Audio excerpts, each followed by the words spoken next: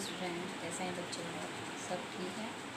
चलिए अब हम बात करते हैं अपने सेकंड चैप्टर जो 12th का है हमारा, sexual reproduction in flowering plants, उसके एक और टॉपिक की वो है हमारा पॉलिनेशन यानी कि परागण।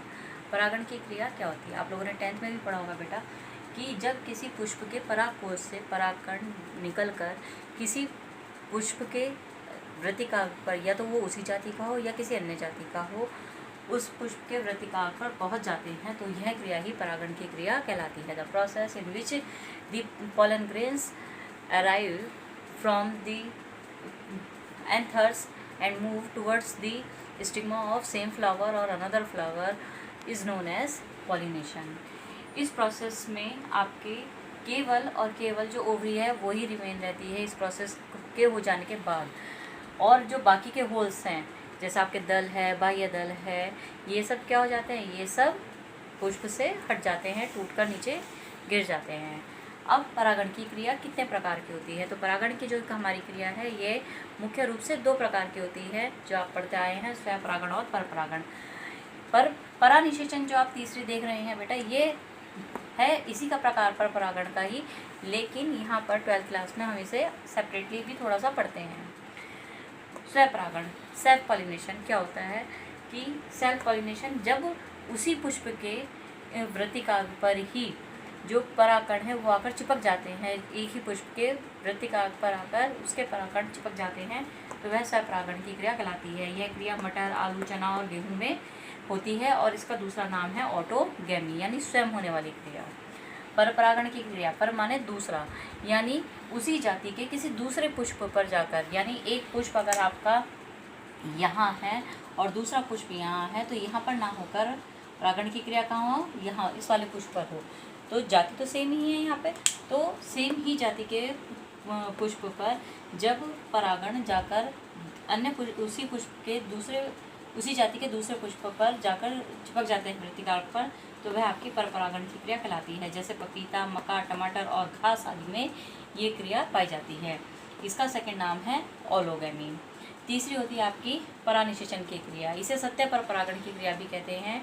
मतलब परा माने दूसरा, यानी किसी अन्य जाति के पौधों पर जाकर जब किसी दूसरी जाति के परागण चिपक जाते हैं तो वह आपकी परानिषेचन की क्रिया कहलाती है। अब इसके कारक की है, परागण की जो क्रिया है ये किनके द्वारा होती है? तो इसके बहुत सारे कारक हैं आप जो देख रहे हैं। पहला है कीटों के द्वारा, बाय इंसेक्ट्स, जैसे रोज़ में, लोटस में, सनफ्लावर में और जैस्मिन के पौधों में जो कीट होते हैं छोटे छोटे हमारे, वो परागकणों को एक पौधे से दूसरे पौधे में लेकर चले जाते हैं, जिससे ही परागण की क्रिया होती है। दूसरा है वायु के द्वारा, बाई एयर, मेज़ में, राइस में, ग्रास में, शुगर केन में और व्हीट में यह क्रिया पाई जाती है। हवा के तेज बहाव के साथ जो परागण है वो टूटकर किसी अन्य पौधे पर जाकर चिपक जाते हैं वृत्तिकाग पर। तीसरी है आपकी जल के द्वारा यानी बाई वाटर, जैसा हाइड्रिला और वेसिलिनेरिया, ये दोनों एक्वेटिक प्लांट हैं, तो जल के तेज बहाव के साथ जो परागण है वो बह जाते हैं और किसी अन्य पुष्प के वृत्तिकाग पर जाकर चिपक जाते हैं। फिर है आपकी पक्षी के द्वारा, बाय बर्ड्स, तो जो पक्षियाँ हैं जब वो किसी पौधे पर बैठ जाते हैं तो उनके पैरों पर या उनकी चोंच में जो परागण है या उनके पंखों पर चिपक जाते हैं, और जब वो उड़ते हैं तो वो परागण कहीं किसी दूसरे अन्य स्थान पर चले जाते हैं।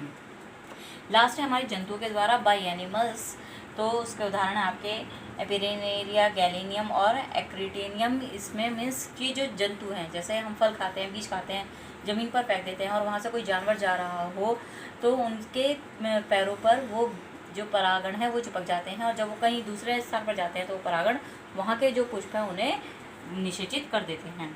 उसके बाद है हमारा दूसरा टॉपिक, वही प्रजनन युक्तियाँ यानी कि आउटब्रीडिंग डिवाइसेस। यानी इस क्रिया में हम क्या करते हैं, ये कैसे प्रोसेस है, यहाँ पर हम उन प्रोसेस के बारे में बात करेंगे बेटा जहाँ पर कि स्वयंपरागण की क्रिया कम हो और परपरागण की क्रिया अधिक हो। जैसे एक लिंगता, स्वयंबद्धता और भिन्न परिपक्वकालिता। एक लिंगता यानी कि जो ऐसे पुष्प होते हैं एक लिंगी, जिनमें कि नर और मादा जो जननांग अलग अलग होते हैं। स्वयंबद्धता यानी सेल्फ फर्टिलिटी, यानी जो पौधे हैं वो अपने आप ही इतने ज़्यादा परिपक्व हो जाते हैं कि उनमें परपरागण की क्रिया हो सके। और भिन्न परिपक्वकालिता यानी कि जो मादा जननांग और नर जनांग हैं उनके जो परिपक्व होने का समय है वो किसी किसी पुष्प में अलग अलग होता है, समान नहीं रहता है। कल हम अन्य अगला टॉपिक स्टार्ट करेंगे। तब तक के लिए आप लोगों का धन्यवाद। आपका दिन शुभ रहे। नमस्कार।